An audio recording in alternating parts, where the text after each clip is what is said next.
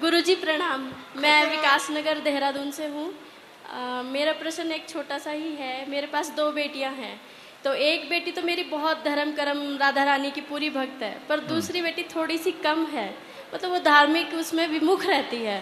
तो उसे कैसे समझाऊं कि वो धर्म में भी साथ में आए?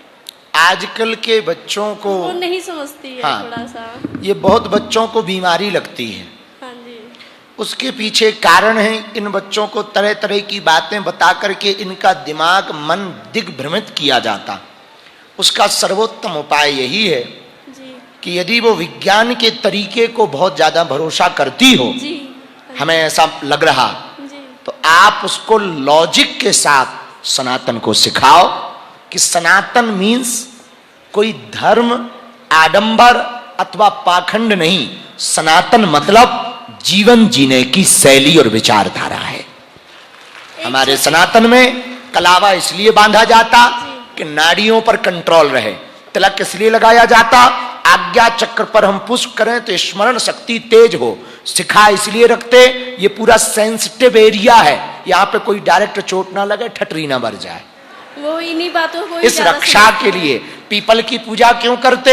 ऑक्सीजन 24 आवर्स देता है। भगवान का नाम जप क्यों करते? मन विचलित रहता तो गंदे थॉट्स प्रोसेस से बचने के लिए पॉजिटिव थॉट्स हमारे बने रहे, इसलिए नाम जप करते हैं। गुरुजी एक और, मेरे जो हस्बैंड है बहुत, आपने कहा था पर्सनल, लेकिन वो बहुत ज्यादा परेशान है इस टाइम। वो स्वास्थ्य से बहुत ज्यादा जूझ रहे हैं, बहुत ज्यादा। हम उनके लिए धर्म कर्म से बहुत ज्यादा है। हम उनके लिए भभूति देते हैं, आप पहुंचा देना। भगवान ने चाहा तो वो बागेश्वर दर्शन करने आएंगे, वो स्वस्थ हो जाएंगे। महाराज जी राधे राधे। राधे राधे। पहले ये उल्टी टोपी वाले यहाँ तो दे दो भैया माई। गुरुजी बोलेंगे जब से खड़ो बाबा आगे। चलो भैया इन्हीं को दे दो, ये जो दादाजी खड़े हुए। तब तक तुम बोलो बेटे। गुरुजी जय श्री राम। जय श्री राम। गुरुजी मैं बीकानेर राजस्थान से आया हूँ। बालाजी का भक्त हूँ, बालाजी की काफी पूजा करता हूँ। मेरे मन में एक सवाल है कि बालाजी की जो पूजा करते हैं वो लहसुन प्याज खा सकते हैं? लहसुन प्याज क्यों नहीं खाना चाहिए, पहले तो ये सुनो। तामसिक भोजन है। लहसुन प्याज से मुख से दुर्गंध आती है और तामसिक प्रभाव बढ़ता है। मुख से दुर्गंध आने पर नाम जप करने में मन नहीं लगता, कुभाव बन जाता, दुष्प्रभाव पड़ जाता। तामसिक भोजन से उपासना की जगह वासना ज्यादा बढ़ती है, इसलिए लहसुन प्याज नहीं खाया जाता है। ये तो ना खाने का कारण। अब उत्तर सुनो, बालाजी के भक्तों को खाना चाहिए अथवा नहीं। कोई शारीरिक दिक्कत नहीं बन रही हो, डॉक्टर यदि ना कह रहा हो तो लहसुन प्याज नहीं खाना चाहिए बालाजी के भक्तों को, क्योंकि बालाजी ब्रह्मचारी हैं। लहसुन प्याज खाने से वासना ज्यादा बढ़ती है, इसलिए लहसुन प्याज बालाजी के भक्तों को नहीं खाना होता है। गुरुजी एक सवाल और है। बोलो। जैसे बालाजी ब्रह्मचारी थे और उनको कई लोग कहते हैं कि उनकी शादी हो रखी थी, हाँ, तो ये क्या सच है? सुनो, कल्याण पुस्तिका में अन्य 1-2 ग्रंथों में सूर्यपुत्री सुवर्चला के साथ विवाह होने की बात मिली, लेकिन वह विवाह के बारे में भी कथा हमने पढ़ी। सूर्य भगवान हनुमान जी के गुरुजी हैं। गुरुजी के पास साधना सीखने गए थे। एक ऐसी सिद्धि थी जो विवाहित व्यक्ति को ही दी जाती थी। हनुमान जी बोले हम तो बाल ब्रह्मचारी हैं और हम तो कठोर तप करेंगे, हम विवाह के झंझट में तो पड़ेंगे नहीं। सूर्य भगवान ने कहा हमारी पुत्री परम तपस्विनी है, उसके साथ केवल विवाह का क्रम पूरा कर लो तो तुम्हारा भी नियम भंग नहीं होगा और सिद्धि भी तुमको प्राप्त हो जाएगी। जय श्री राम। ऐसी वर्णन की कथा एक जगह हमको मिली सूर्यपुत्री सुवर्चला के साथ, पर अन्य संतों ने और शास्त्रों ने इसको स्वीकार नहीं किया। गुरुदेव प्रणाम। जय हो चेला। मेरे घर पर ही सीताराम सरकार की सेवा है, राम सीता का मंदिर है, और मैं नियमित हनुमान चालीसे का पाठ करता हूँ। लेकिन आपके बताए हुए मेरी पत्नी से भी बोला मैंने कि हनुमान चालीसा कराओ, पर छोटा नगरीय क्षेत्र है, वहाँ बालाजी के प्रति महिलाओं के ऐसी इनकी सोच शंका है तो कृपया आज एक सहयोग मिला है इनकी शंका का कि महिलाएं नहीं पढ़ती है हनुमान चालीसा, तो कृपया मार्गदर्शन करें। दूसरी बात, कहाँ के रहने वाले हो? अभी वो माता जी का फोटो आपको भेंट किया था। आप नाम बता दो जगह का। छापीएड़ा, जिला राजगढ़, मध्य प्रदेश। ठीक, हमारे पास के हो। उत्तर सुनो चेले, जो यह पढ़े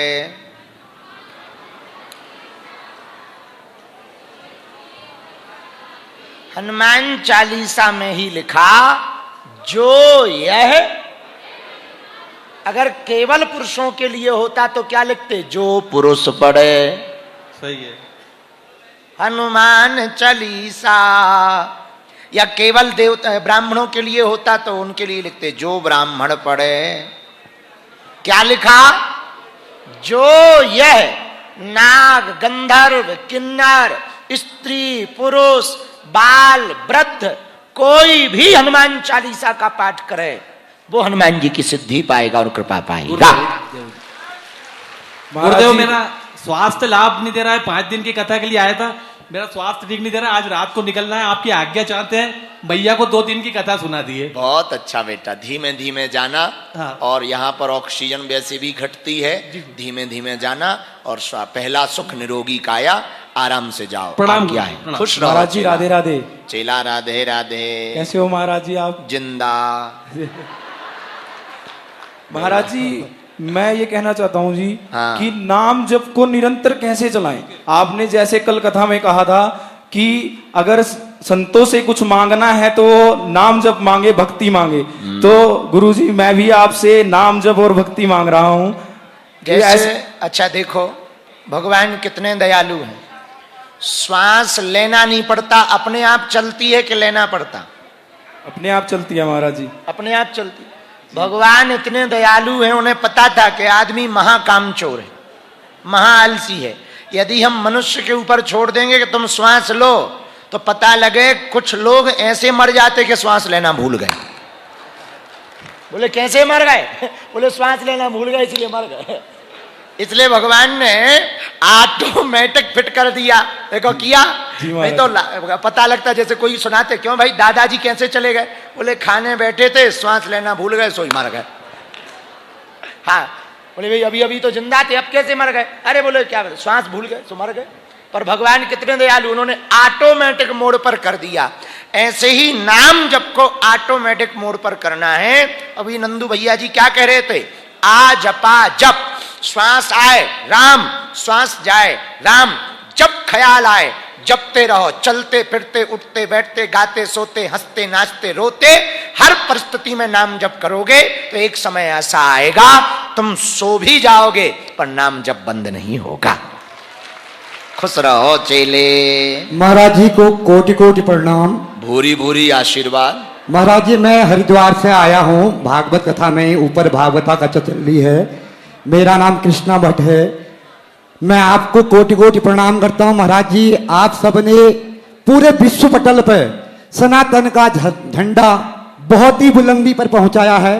मैं आप सबसे एक रिक्वेस्ट करता हूँ महाराज जी, आज मैं देखता हूँ हमारे सनातनी देवी देवताओं का चित्र आए दिन कपूर की टिक्की में, कार्ड में, हर जगह, कहीं नाली में पड़े हैं, कहीं कूड़े में पड़े हैं। हम सब लोगों को आपने जागृत करना है। महाराज जी, आपसे बार बार मेरा अनुरोध है, हम सभी सनातनियों को आप इस समय पूरे विश्व पटल पर लाइव भी हैं। महाराज जी, मेरी प्रार्थना यही है, आप अपने प्रवचन में सदैव हम सनातनियों को जागृत करते रहें कि जिस भी चित्र पर हमारे देवी देवताओं का नाम हो, फोटो हो, उसको कूड़े में ना डालें, उसको कहीं गंदगी में ना डालें, उसको ऐसी जगह डालें जहां पर हमारी देवी देवताओं का अपमान ना हो।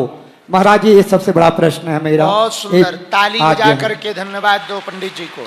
महाराज जी को कोटि कोटि प्रणाम। देखो, हम जिन देवताओं की पूजा करते उनके ही फोटो रैपर में छपे हुए, बैनर में छपे हुए चित्रों को कूड़ेदान में, कचरादान में डालते, बाद में